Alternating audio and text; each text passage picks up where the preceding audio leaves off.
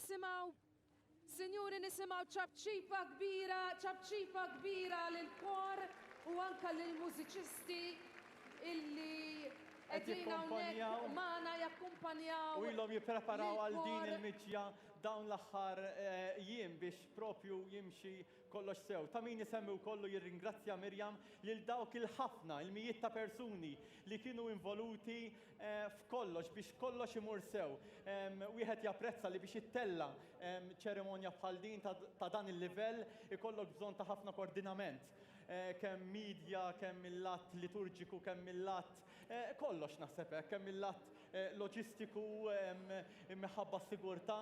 Allura għandna nagħtu ċabċipa tassew lil dawn in-nies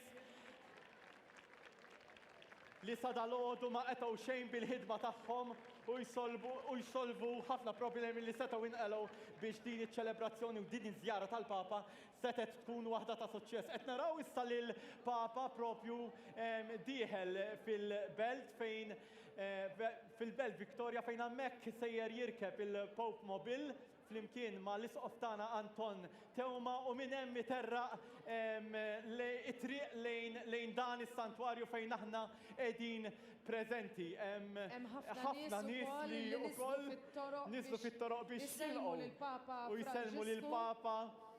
Dan huwa fil-fatt mument għażiż għalina l-awċin kollha illi l-Papa naf li semmejniha ħafna drabi, però importanti li nifhmu kemm huwa mument għażiż u speċjali li l-Papa għażel u propju f'dan il-moment daqshekk diffiċli li jiġi ġewwa l-gżejjer tagħna u anke sab il-ħin biex jiġi ġewwa il-gżira ta' Għawdex, qegħdin naraw li kollox huwa preparat lest biex il-Papa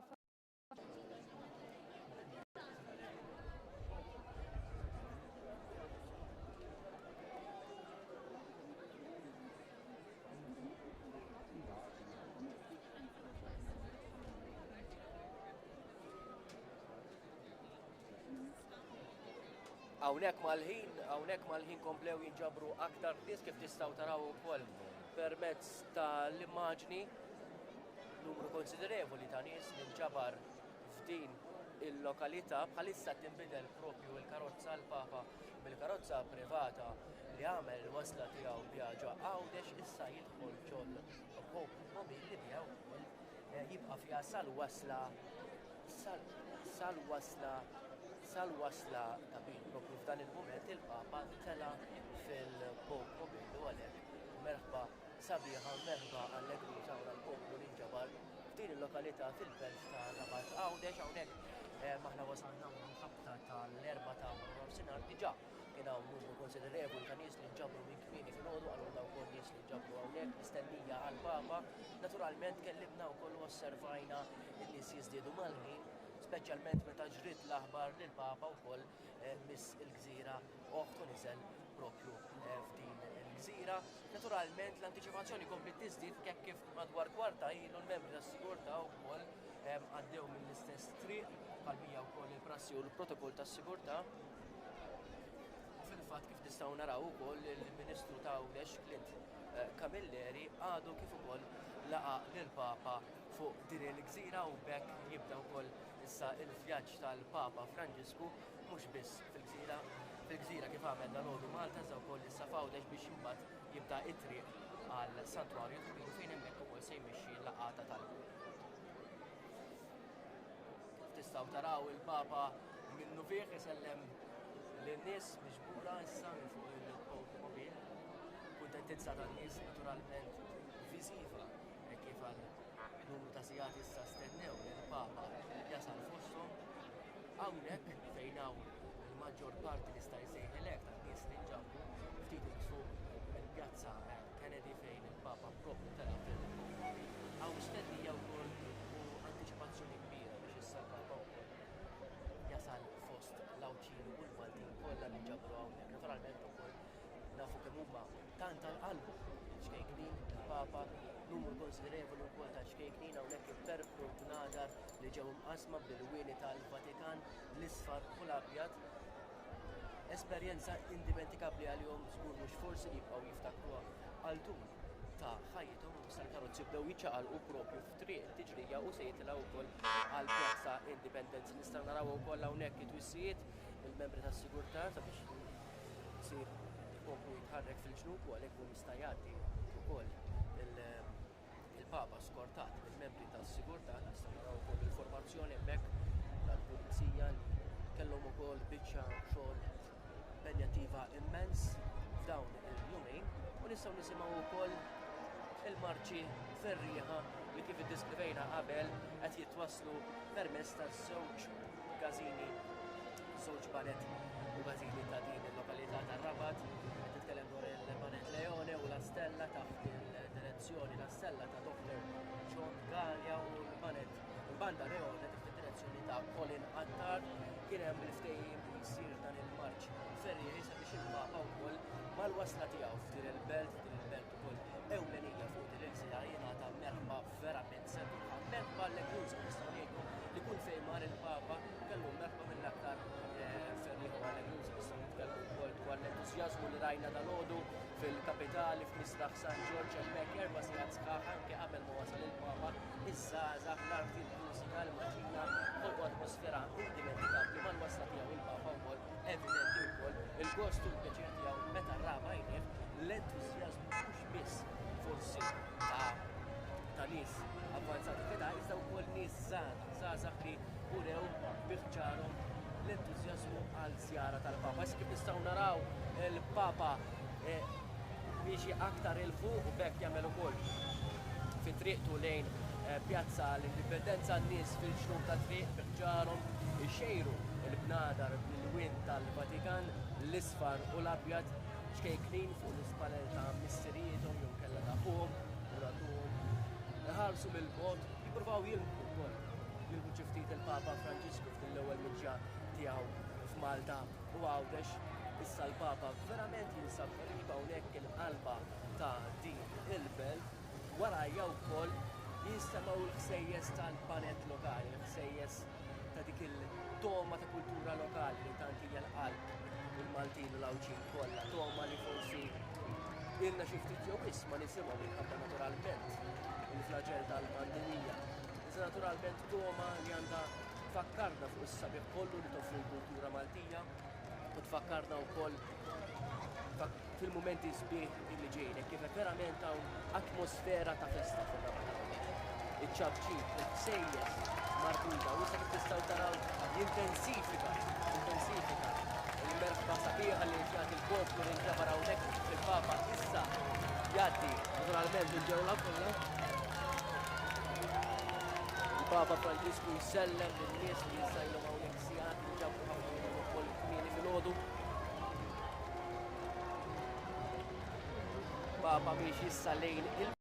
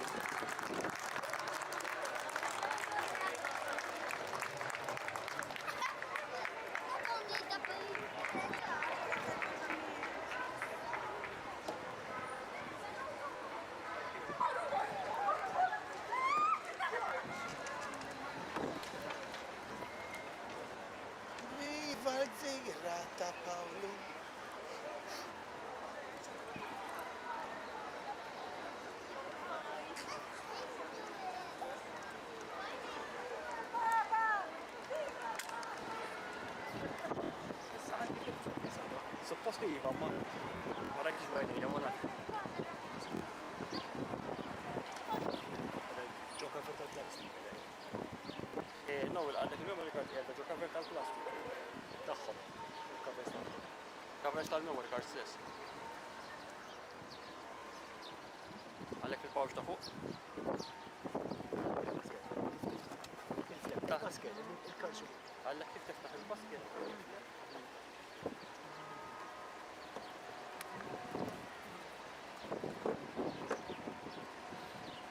Low pro il-basket. Low pro il-basket. Low pro il-basket il-titta. Ma fissu. Ma jafx il-titta ta' sowda.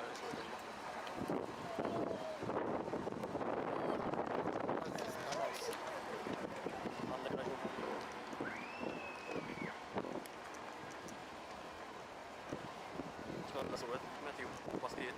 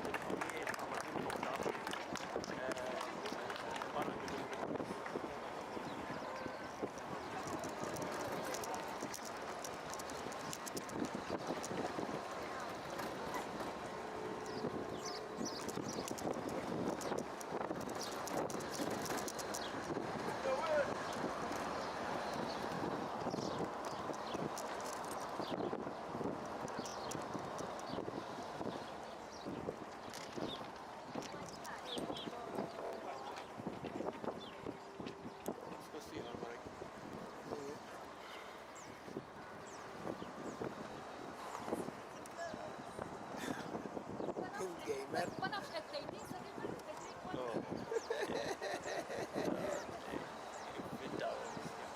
Kemm nixtieq għandi tat-talent. Tat-talent. talent.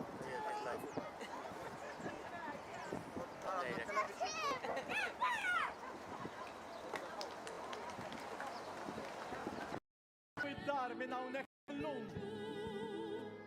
Xejru il-bnadar dawn huma l-immaġini li ħajibqgħu minquxa fil-qlub ta' kull wieħed u waħda minn hawnhekk preżenti f'dan is-santwarju. Papa Franġisku dal-waqt magħna beda propju din it-triq hawnhekk li twassal lejn il-misraħ tas-santwarju tal-Madonna ta' Pinu minuti biss bogħod milli nilqgħu hawnhekk magħna. Ħankomplu narawkom it-tajru il-bnadar u l-inkatar ġewwa dan il-misraħ tant għażiż għalina. Verament minuti biss il-bogħod milli nilqgħu hawnhekk magħna. Inqumu bil-wifqa, kulħadd iqum bil-wifqa biex jilqa' s-suċċessur ta' Pietru fl-art ta' Pawlu. Inqumu bil-wifqa. Qed noqorbu biex naraw propju dieħel ukoll minn din it-triq li twassal għal dan is-santwarju, għal dan l-ambjent tant sabiħ.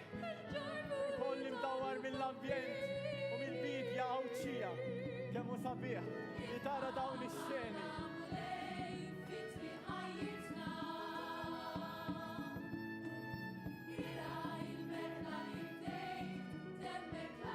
Hawnhekk ġewwa il-misraħ tas-santwarju tal-Madonna ta' Pinu hawn ferħ kbir din il-ħerqa biex naraw lil Papa Franġisku propju hawnhekk magħna. Tassew, ejjew nittrasmettu dan il-ferħ li jilkollana fil-qlub tagħna billi kellew il-bnadar nerġgħu u l-imkatar l-hawn ħalli verament nagħtu merħba kif jixra lil dan il-Papa kbir, il-Papa ta' żmienna, il-Papa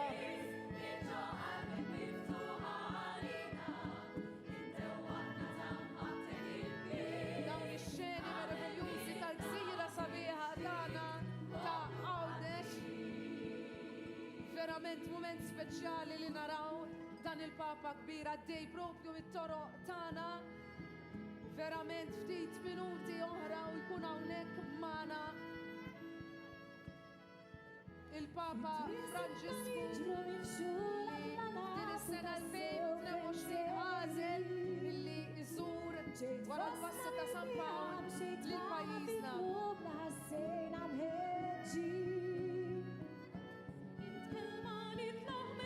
Għalissa jinsab propju ħdejn is-siġra u qed jikser propju biex minn hawn ftit ta' sekondi oħra Franġisku qabad it-triq tawwek ta' tapin. ikun magħna nixtiequ li ma jarawx bandiera li l-isfel, ollu il-bnadar il-fuq. Is-suċċessur ta' Pietru wasal fostna u huma ġabu ruhom biħnina u biħlewa li ma bħala. Ejjew nagħmlu l-istess aħna l-Awġin fil-Gżira Awġija biex nilqgħu propju lill-Papa Franġisku ċabċipa. Papa Francesco! Papa Francesco! Papa Francesco! Papa Francesco! ċabċipa! Ezi sejjew tassew nagħtu merħba kif nixra lill-Papa Franġisku fuq l-iskif tagħna qed naraw xejni kommoventi mill-isma.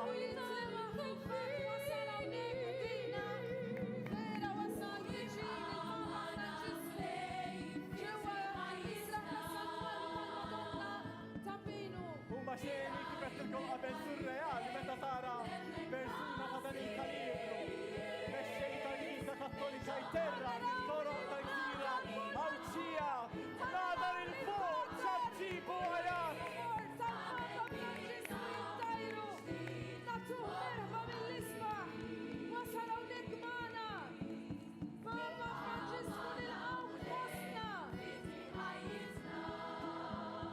Benvenuto Papa Francesco, nilqgħu fostna fil-Gżira Awġija bil-lingwa tagħna. Inti li wkoll ilqajt l-istedina ta' omna il-Madonna ta' Pinu biex tiġi wkoll fir-riġlejn tagħha u tgħid it-tliet Ave Marijiet li talbitna l-istess Madonna li tkellmet bil-lingwa tagħna, bid-djalett tagħna, bid-djalett Awġi. Kemm aħna xxurtjati llum li qed nilqgħu lill-Papa biex jagħmel din l-esperjenza li għamilna aħna. Kull wieħed u waħda minna ġadan is-santwarju tant aziż għalina, is-santwarju tal-Madonna ta' Pina. ċabċib oħra jinsab propju ftit metri l-bot minna.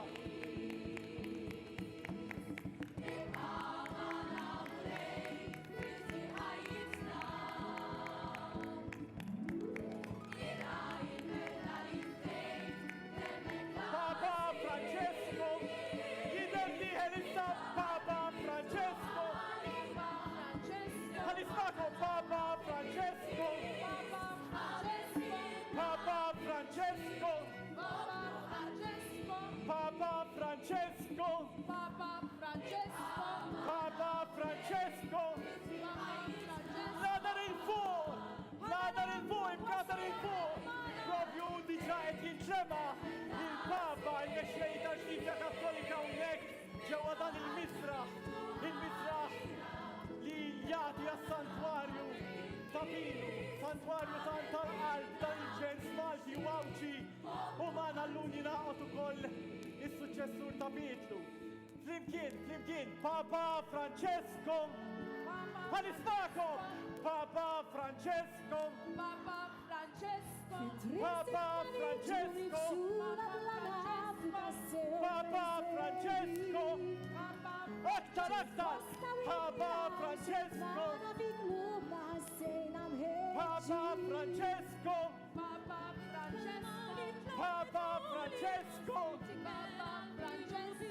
Papa Francesco, xejru l-bladar ċabċiba kbira lil-Papa Francesco. Xejru l-bladar, xejru l-inkatar, mana għanna.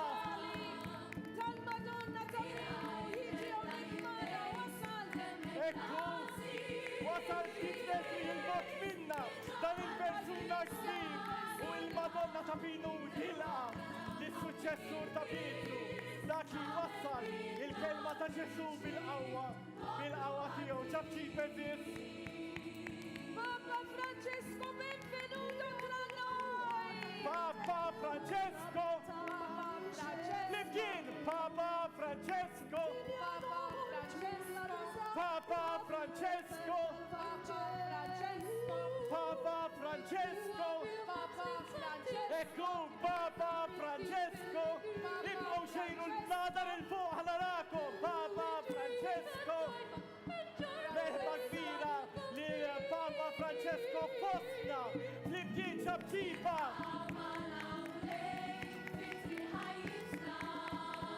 Papa Francesco! Anseloko! Papa Francesco!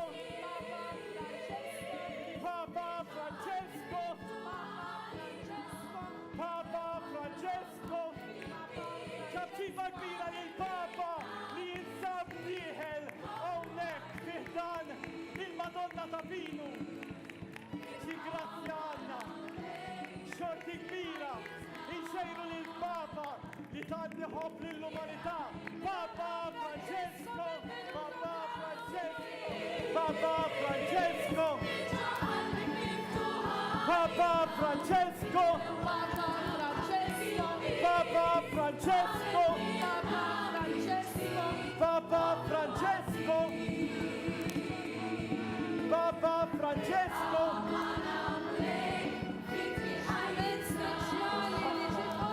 Ħafna. Il-Papa Francesco jgħatawnek ġewwa Ixin oħra, ejjew flimkien nerġgħu nxejlu l-imkadar u l-nadar biex nuru lid-dinja li aħna nħobbu lill-Papa Francesco li jinsab magħna bħalissa hawnhekk mawt magħna ċadan is-Santwarju. Huma immaġini Mirjam tassew emozjonanti meta tara li dan il-persuna qiegħed hawnhekk propju fostna u aħna issa ħerqana wkoll kif qed nilkom qabel biex nagħtu bidu għal din iċ-ċelebrazzjoni ta' talb li sejra tkun immexxija propju mill-dusija tiegħu il-Papa ċabċiba oħra Francesco. kbira għal-Papa Francesco li ċabċiba ta' propju support ukoll. qiegħed hawnhekk magħna fis-Santwarju tal-Madonna ta' Pinu. Mument speċjali, mument li nibqgħu żgur niftakruh għal dejjem. Grazzi Papa Francesco li għażilt illi anka iżżur dan is-santwarju tant għażiż għall-Awċin u għall-Maltin kollha. Nerġgħu infakrukom f'xi ftit avviżi biex waqt iċ-ċelebrazzjoni kemm jista' jkun ma jintużax il-mobile u nżommu ambjent ta' ġabra u ta' talb. Ftakru li dak huwa il-motiv wara dan kollu li qed jiġru li flimkien mal-Papa nagħmlu it-talba tiegħu it-talba tagħna. Ixejru l-bnadar, komplu xejru l-bnadar. Wasalna verament issa fil-moment fejn se nisimgħu il-kelma tal-Papa Francesco għalhekk nitolbu lil kulħadd biex issa fil-ġabra nisimgħu u nsegwu lill-Papa Francesco ġewwa s-Santwarju ta' Pinu.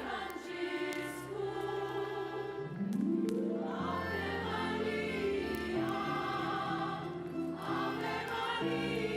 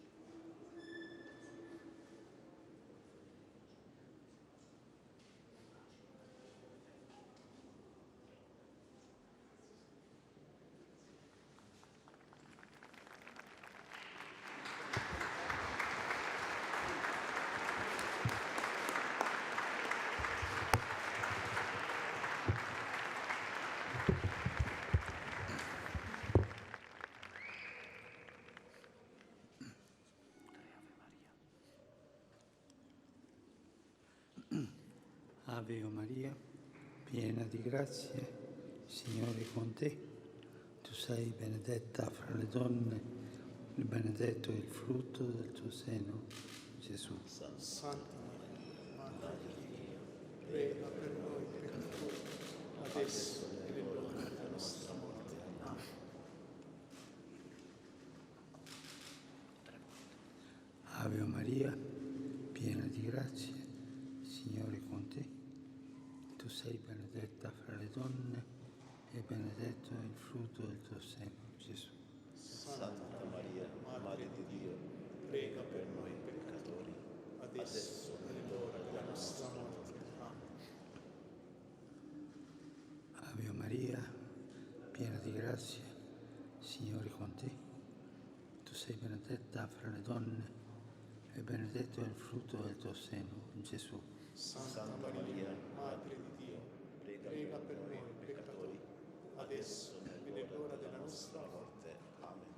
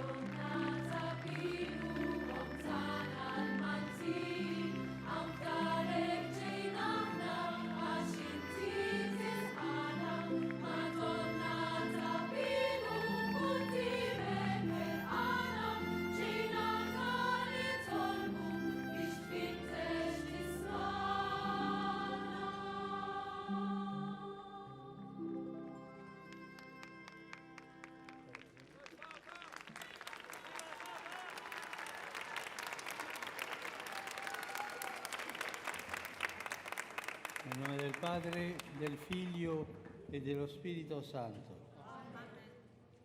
La pace sia con voi.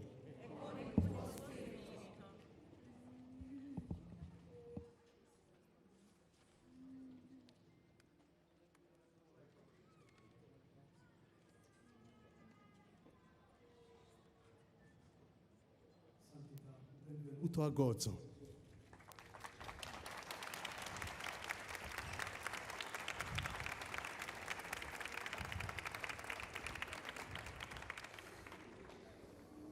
Un'isola piccola ma grande di cuore. Benvenuto a casa nostra e di nostra madre, questo santuario, il santuario della Madonna Tapino. Intorno a lei stasera c'è una rappresentanza di questa chiesa locale. È una chiesa che ha radici salde nella storia. Ci sono bambini, ragazzi, giovani. Ci sono le famiglie, tante di loro impegnate nella pastorale e membri di gruppi e associazioni ecclesiali. Ci sono i responsabili civili dell'isola, ci sono tanti sacerdoti, religiose e religiosi e membri di istituti secolari che esercitano il loro ministero qui e in altre parti del mondo. Santità, siamo molto felici che lei oggi sia con noi e come noi pellegrino ai piedi di Maria, la Madonna Tapino. Tanti di noi vengono qui spesso, tante volte con il cuore infranto, a pregare e a ringraziare la nostra Madre Celeste. Santità, le chiediamo di aiutarci a pregare affinché diventiamo sempre più come Maria, discepoli autentici di Gesù oggi. Ci aiuti a pregare perché come Maria possiamo avere più coraggio nell'accogliere coloro che scappando dalle guerre e dalla fame cercano rifugio nella nostra terra. Ci aiuti a pregare affinché mai trattiamo o consideriamo questi nostri fratelli come stranieri. Santità, ci aiuti a pregare perché possiamo sentirci tutti più responsabili del dono del creato e della meravigliosa natura di quest'isola che pian piano sta scomparendo sotto i nostri occhi, spesso senza accorgerci. Ci sostenga nella preghiera, Santità, perché il benessere materiale lo accogliamo come dono di Dio da condividere con i nostri fratelli e non come occasione di lucro, di discriminazione o di litigi o divisioni. Ci aiuti a pregare perché nelle nostre famiglie la serenità, la comprensione, la gioia della condivisione siano considerate valori più importanti del guadagno. Ci aiuti a pregare perché la nostra fede non sia pura tradizione o vissuta come occasione socioculturale, ma specialmente dopo la pandemia sia consapevolezza fondata sull'ascolto della parola di Dio, sulla celebrazione gioiosa dell'Eucaristia e sulla testimonianza dell'amore fraterno. Santità, ci accompagni nella preghiera, perché noi sacerdoti, religiose e religiosi, non ci lasciamo travolgere dalle logiche mondane del potere, del denaro o del piacere, ma viviamo la nostra vocazione in uno spirito sinodale, nella vicinanza a Dio, nella vicinanza ai nostri confratelli e nella vicinanza al popolo a noi affidato.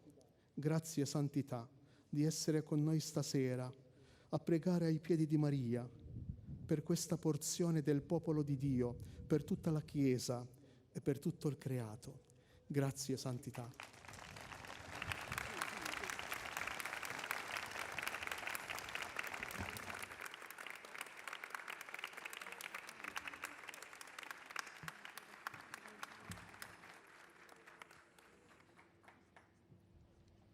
Preghiamo. Signore Dio nostro, che da questo santuario hai fatto sentire la voce di Maria, madre del tuo Figlio, assunta in cielo. Per la sua intercessione infondi nei nostri cuori l'abbondanza della tua grazia. Donaci un cuore puro e docile ai tuoi comandamenti, perché amiamo te sopra ogni cosa e i nostri fratelli nel vincolo del tuo amore, finché raggiungiamo la soglia della patria celeste. Per Cristo nostro Signore.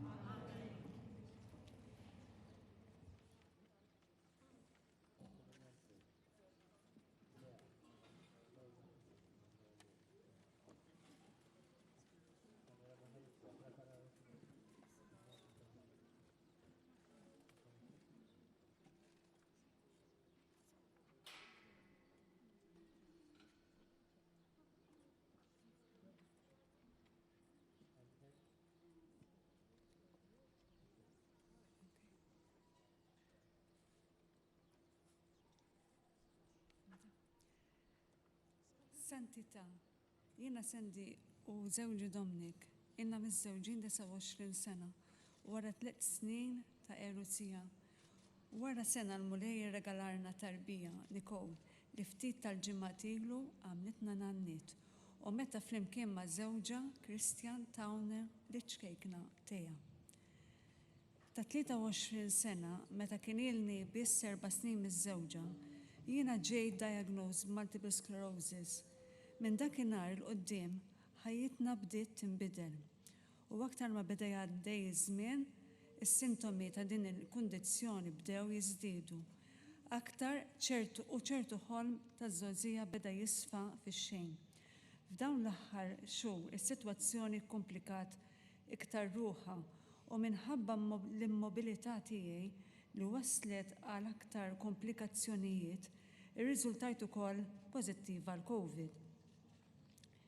Kien ħafna diffiċli għalija biex naċċetta, spiss kont nistaqsi lili nnifsi għaliex il-mulej qed jippermetti dan kollu. U nistqar li ġieli ġewni mumenti li staqsejtu mulej fejn int. Imma bla ma naf kif xi ħaġa dejjem żammitni milli niddispra u kont ngħidlu mulej int taf bija inħalli fidejk. Illum inħoss li l-akbar sinjal li Alla tani tal-imħabba i l-avviċinanza tiegħu huma żewġi u binti li dejjem kienu hemm għalija ta' sosten kbir għalija fil-momenti l-aktar diffiċli ta' ħajti.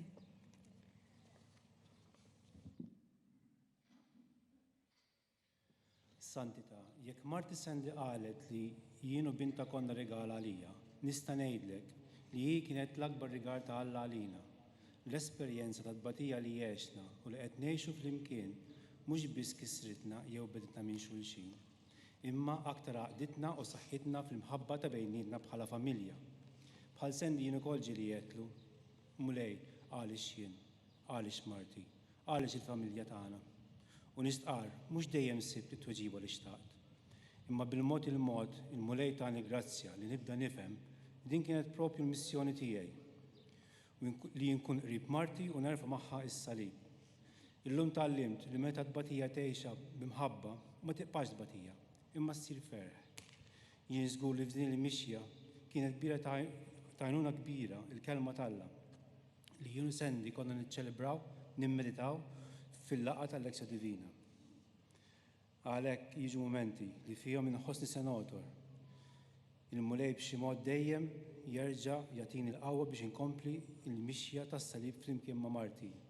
Jien konvint li Alla magħna, jħobbna u mhux se jħallina weħidna. Għalhekk inħarsu l-qudiem b'fiduċja kbira f'Alla, lesti li nilqgħu kollox bil-ferħ minn idejh, mhux bil-ħila tagħna imma bil-grazzja tiegħu.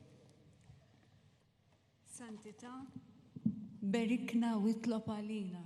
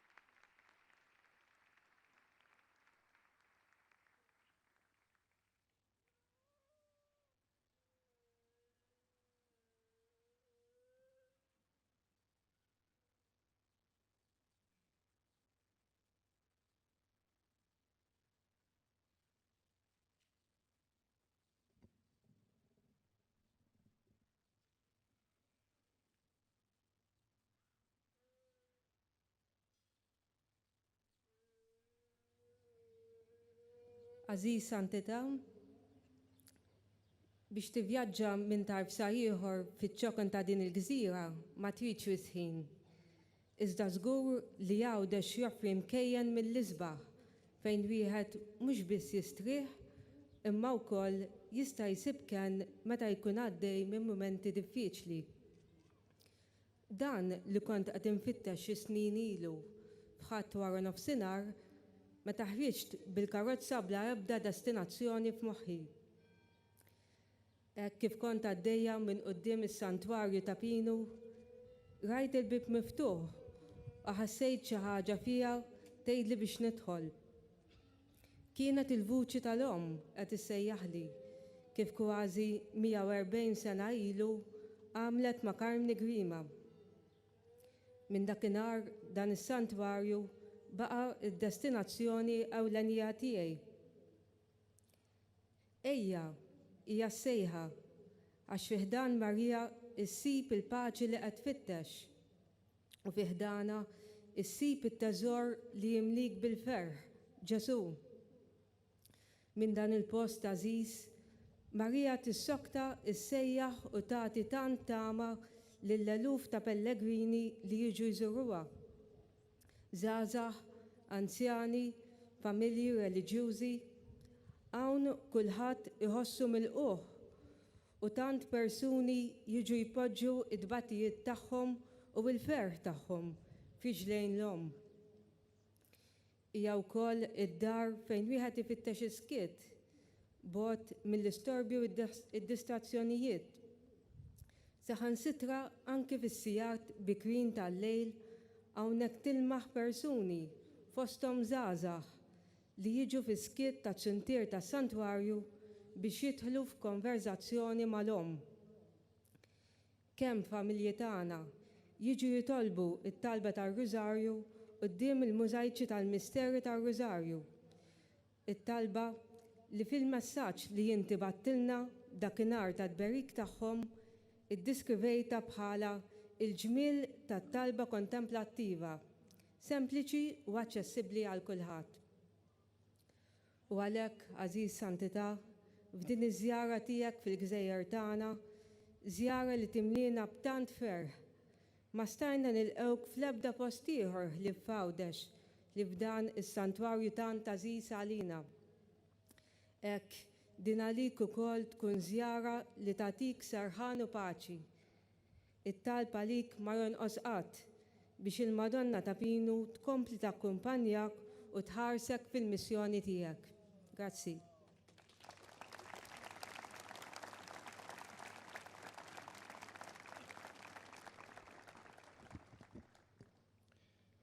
Aziz Papa Franġisku, iż-żjara tiegħek f'Għawdex f'dik li aħna nħobbu nsejħu il-gżira ta' Tlitoljiet, friġlejn dan is-santwarju Marjan tant maħbub mill-poplu tagħna, fejn inqimu l-aktar ikona reliġjuża għażiża għan-nazzjon tagħna, qed isseħħ fi żmien tas-sew providenzjali. Bħal missier li għandu għożża qawwija għal uliedu, int ġejt fostna biex twettaqna fil-fidi, dik il-fidi li l-Apostlu missierna Pawlu ġabilna meta l-ġifen li kien fuqu iġġarraf fuq xtutna.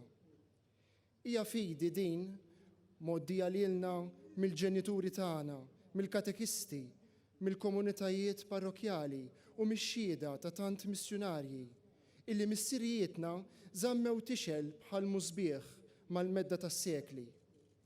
Imma hija wkoll fidi imġarba mill-provi ta' żmien u mill-imwieġ qalila li mhux biss jaħbtu mal-kosta tal-Gżejjer tagħna, imma wkoll mal-kultura li aħna magħtsin fiha. F'nazzjon b'wirt Kattoliku, imma li llum it-tessut soċjali tiegħu u minsux minn tant realtajiet differenti, din fidi li sabet ruħha wkoll titlieb bejn id-drawwiet reliġjużi li writna u l-awtentiċità tad-dixxipolat Nisrani. Il-Knisja f'pajjiżna llum aktar minn qatt qabel qed tiġi msejħa tkun profetika, toffri alternattiva għall-indifferenza ta' ħafna, akkumpanjament fejn hemm il-qlub midruba, tweġiba quddiem il-mistoqsijiet dwar il-ħajja u l-mewt, ilma li jaqtalax għan nixfa fil-qlub ta' bosta. Santità, ħafna huma dawk fostna li llum qed jistaqsu kif dan it-teżor f'dat għandna f'ġarrar tal-fuħħar nistgħu nuruh lid-dinja fil-ġmiel kollu tiegħu. Mhux darba u tnejn, insibu ruħna sfiduċjati mill-bruda, mit-telqa, mill-firdiet żgħar ta' bejnietna u tant aktar li jxekkel l-ispirtu milli jkompli jwettaq l-opra tiegħu. Kontra dan imma l-istess spirtu qed ikompli anqal fostna u fi żmienna wkoll inizjattivi ġodda ta' formazzjoni, ta' fraternità, ta' karità, mibnija fuq il-kelma u madwar l-Ewkaristija li huma ta' bilħaq stimolu ġdid biex ngħixu il-ferħ tal-Vanġelu. Grazzi għat-tagħlim prezzjuż tiegħek inħossuna aktar minn qatt qabel imsejħa biex inkunu dixxiepli missjonarji. Aziz Missier, Papa Franġisku, isem għawdex tagħna etimoloġikament huwa marbut mal-ferħ u qalbna llum hija mimlija ferħ għall-preżenza tiegħek fostna. Nixtiequ nesprimu l-gratitudni tagħna lejk li bħal predeċessur tiegħek San Giovanni Pawlu Ttini għażilt li tiġi fostna biex tkompli twettaqna f'din il-fidi ta' Kristu xoxt.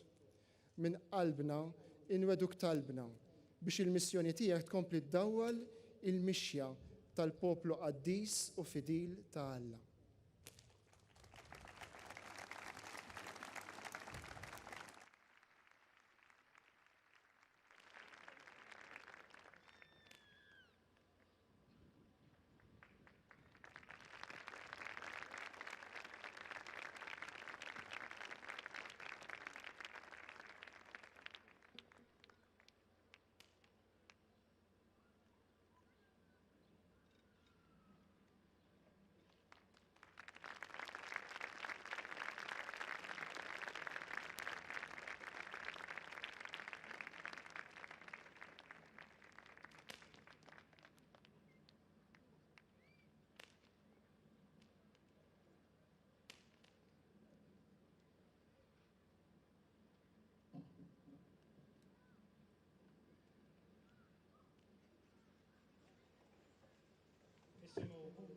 Kliem l-Evanġelju skont San Ġwan.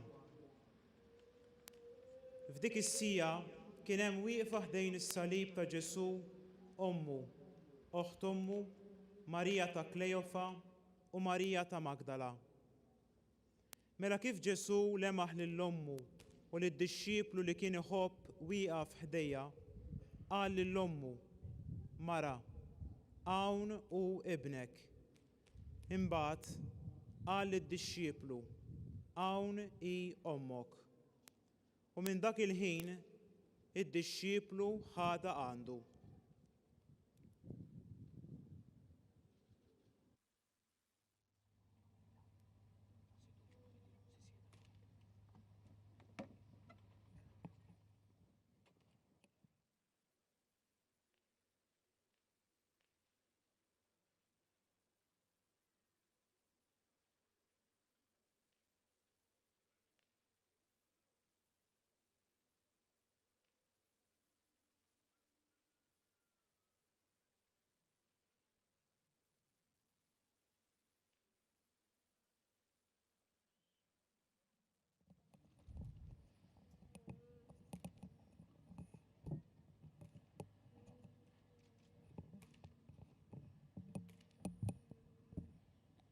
Presso la croce di Gesù ci sono Maria e Giovanni, la madre che ha dato alla luce il figlio di Dio e adorata per la sua morte, mentre le tenebre avvolgono il mondo. Il discepolo amato che aveva lasciato tutto per seguirlo, ora è fermo ai piedi del Maestro crocifisso. Tutto sembra perduto, tutto sembra finito per sempre. E mentre prende su di sé le piaghe dell'umanità, Gesù prega: Dio mio, perché mi hai abbandonato? Questa è anche la nostra preghiera nei momenti della vita segnati dalla sofferenza. È la preghiera che ogni giorno sale a Dio dal vostro cuore, Santi e Domenico. Grazie per la perseveranza del vostro amore. Grazie per la vostra testimonianza di fede. Eppure l'ora di Gesù, che nel Vangelo di Giovanni è l'ora della morte sulla croce, non rappresenta la conclusione della storia, ma segna l'inizio di una vita nuova. Presso la croce, infatti, contempliamo l'amore misericordioso di Cristo, che spalanca le braccia verso di noi e, attraverso la sua morte, ci apre alla gioia della vita eterna. Dall'ora dalla fine si dischiude una vita che comincia. Da quell'ora della morte inizia un'altra ora piena di vita. È il tempo della Chiesa che nasce. Da quella cellula originaria il Signore radunerà un popolo che continuerà a attraversare le strade impervie della storia, portando nel cuore la consolazione dello Spirito con la quale asciugare le lacrime dell'umanità. Fratelli e sorelle, da questo santuario di Tapinu possiamo meditare insieme sul nuovo inizio che sgorga dall'ora di Gesù. Anche in questo luogo, prima dello splendido edificio che vediamo oggi, c'era solo una piccola cappella in stato di abbandono. Ne era stata disposta la demolizione, sembrava la fine, ma una serie di eventi cambiarono il corso delle cose, come se il Signore volesse dire a questa popolazione: nessuno ti chiamerà più abbandonata, nella tua terra sarà più detta devastata, ma sarai chiamata mia gioia e la tua terra sposata. Quella chiesetta è diventata il santuario nazionale, meta dei pellegrini sorgente di vita nuova. Ce lo hai ricordato tu, Jennifer. Qui molti affidano alla Madonna le loro sofferenze e le loro gioie e tutti si sentono accolti. Qui venne pellegrino anche San Giovanni Paolo II, del quale oggi ricorre l'anniversario della morte. Un posto che sembrava perduto, ora rigenera fede e speranza nel popolo di Dio. Alla luce di questo proviamo a cogliere anche per noi l'invito dell'ora di Gesù, quell'ora della salvezza. Ci dice che per rinnovare la nostra fede e la missione della comunità siamo chiamati a ritornare a quell'inizio, alla Chiesa nascente che vediamo presso la croce in Maria e Giovanni. Ma che cosa significa ritornare a quell'inizio? Che cosa significa tornare alle origini? Scoprire l'essenziale della fede. Tornare alla Chiesa delle origini non significa guardare all'indietro per copiare il modello ecclesiale della prima comunità cristiana. Non possiamo saltare la storia come se il Signore non avesse parlato e operato grandi cose anche nella vita della Chiesa dei secoli successivi. Non significa nemmeno essere troppo idealisti, immaginando che in quella comunità non ci fossero difficoltà. Al contrario, leggiamo che i discepoli discutono e arrivano persino a litigare tra loro e che non sempre comprendono l'insegnamento del Signore. Piuttosto, tornare agli origini significa recuperare lo spirito della prima comunità cristiana, cioè ritornare al cuore e riscoprire il centro della fede, cioè la relazione con Gesù e l'annuncio del suo Evangelo al mondo intero. E questo è l'essenziale. Questa è la gioia della Chiesa, evangelizzare. Vediamo infatti che dopo l'ora della morte di Gesù, i primi discepoli come Maria Maddalena e Giovanni, avendo visto la tomba vuota, senza perdere tempo con il cuore trepidante, corrono per andare ad annunciare la buona notizia della resurrezione. Il pianto di dolore presso la croce si trasforma nella gioia dell'annunzio. E penso anche agli apostoli di cui è scritto: ogni giorno nel Tempio e nelle case non cessavano di insegnare e di annunciare che Gesù è il Cristo.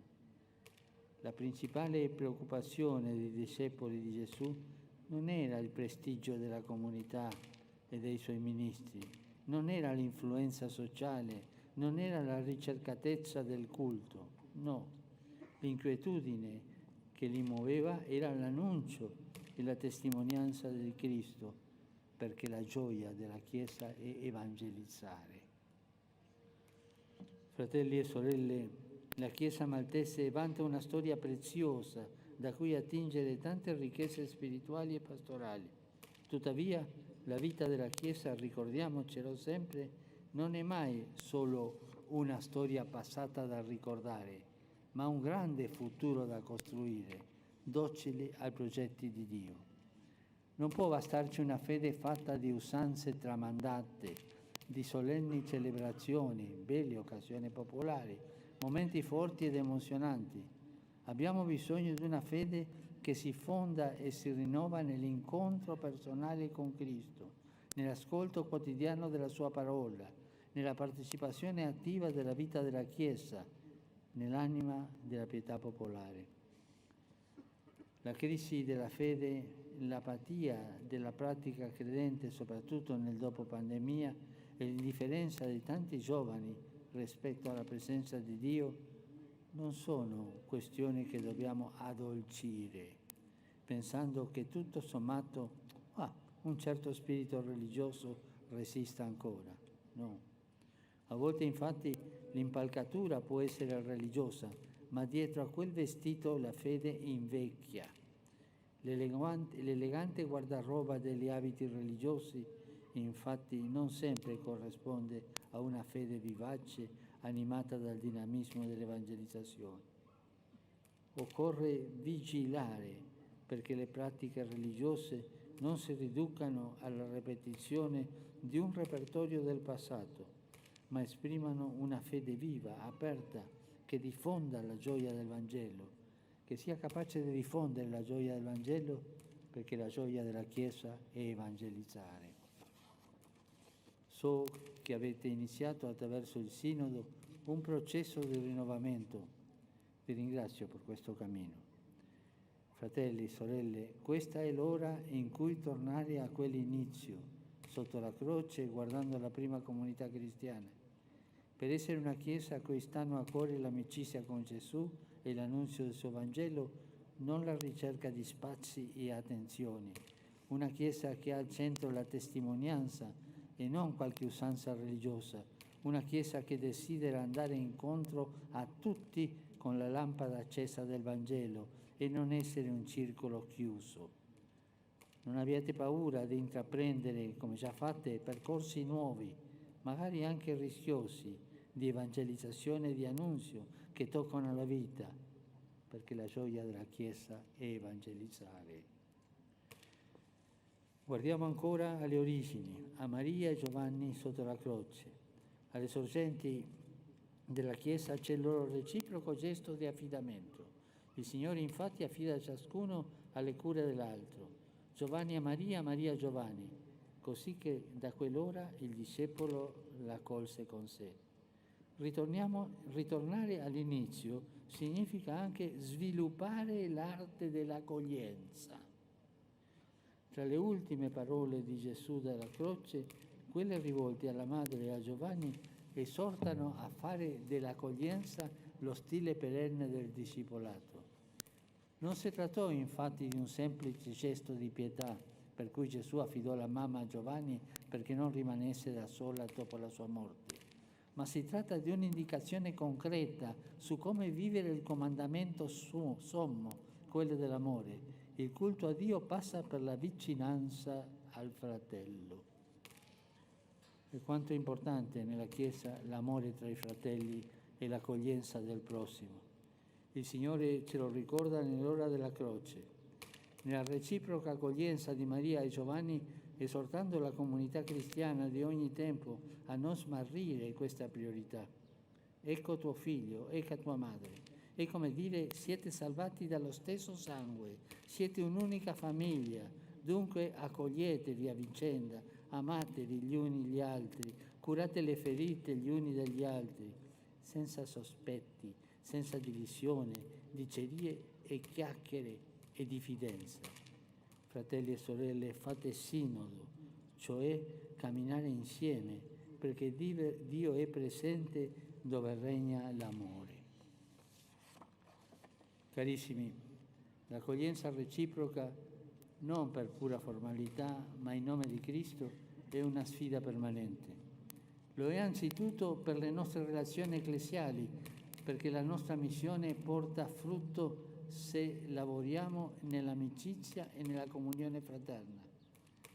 Siete due belle comunità. Malta, Gozo e Malta. Non so qual è la più importante o qual è la prima. Per questo lo dicevo.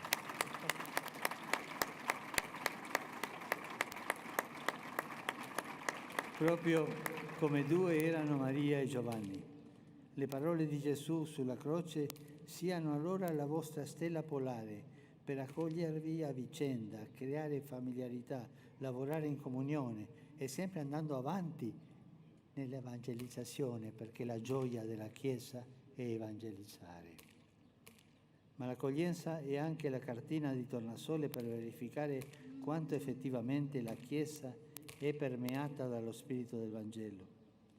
Maria e Giovanni si accolgono non nel caldo rifugio del cenacolo, ma presso la croce, in quel luogo oscuro in cui si veniva condannati e crocifissi come malfattori.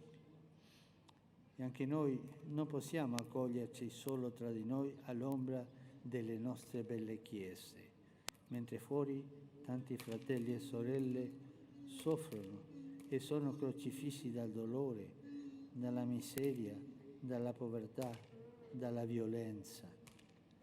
Vi trovate in una posizione geografica cruciale che si affaccia sul Mediterraneo come polo di attrazione e approdo di salvezza per tante persone sballottate dalle tempeste della vita che per motivi diversi arrivano sulle vostre sponde.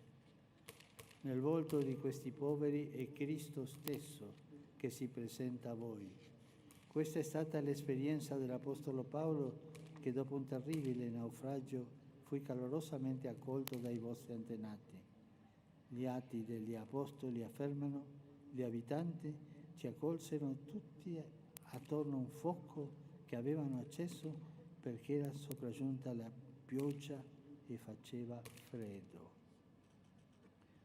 Ecco il Vangelo che siamo chiamati a vivere, accogliere, essere esperti in umanità, accendere fuochi di tenerezza quando il freddo della vita incombe su coloro che soffrono.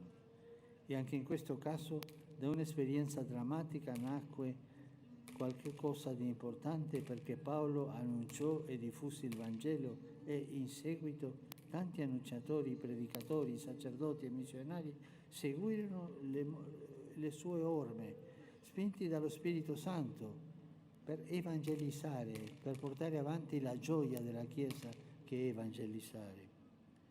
Vorrei dire un grazie speciale a loro, a questi evangelizzatori, ai numerosi missionari maltesi che diffondono nel mondo intero la gioia del Vangelo, a tanti sacerdoti, alle religiose e ai religiosi e a tutti voi. Come ha detto il vostro vescovo, Monsignor Teuma, siete un'isola piccola, ma del cuore grande. Siete un tesoro nella Chiesa e per la Chiesa. Per custodirlo bisogna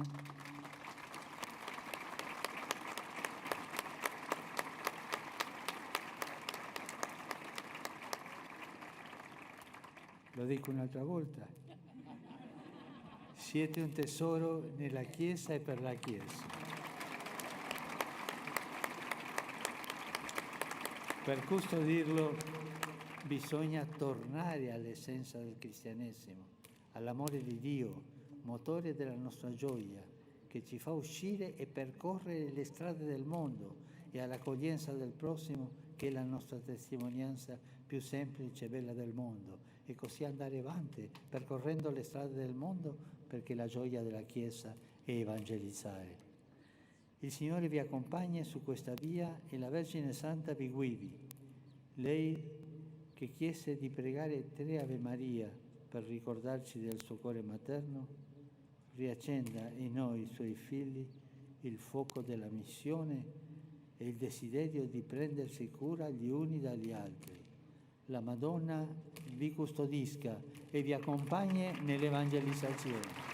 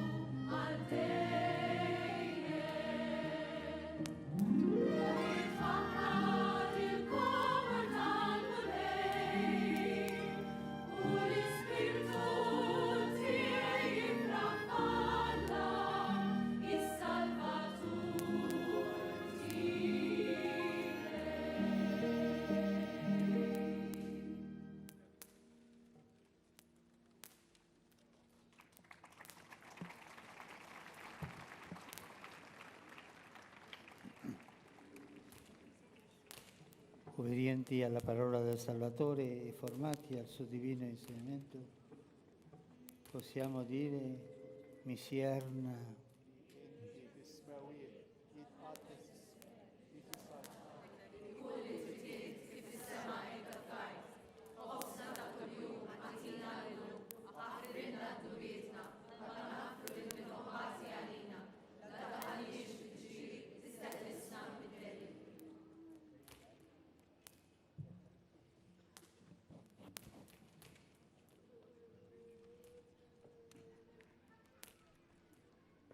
Signore sia con voi. Sia benedetto il nome del Signore.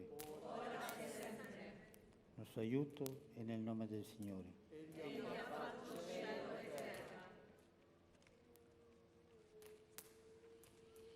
Vi benedica Dio Onnipotente, Padre, Figlio e Spirito Santo. Amen.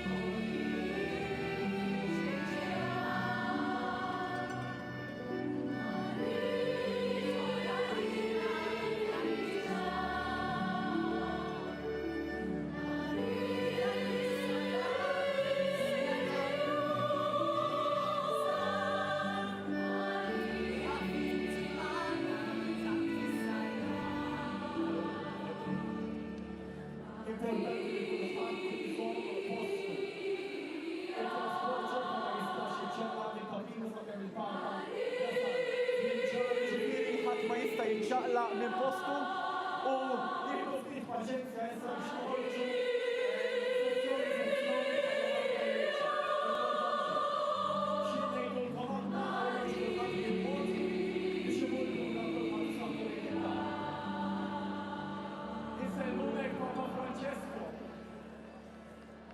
Għalissa l-Papa issa jinsab lura, sejjer lura lejn l-gżira ta' Malta.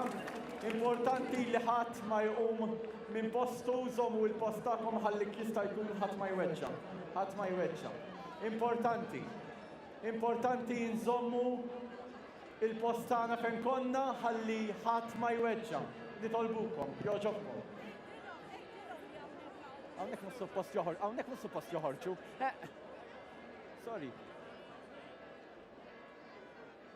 Il-kol jistajtina aktar mużika sakemm il-Papa jħalli lill-gżira tagħna, il-gżira tat-Tletolijiet. Kemm tagħna messaġġ tant qawwi u ta' min jerġa' jaqrah u jqru.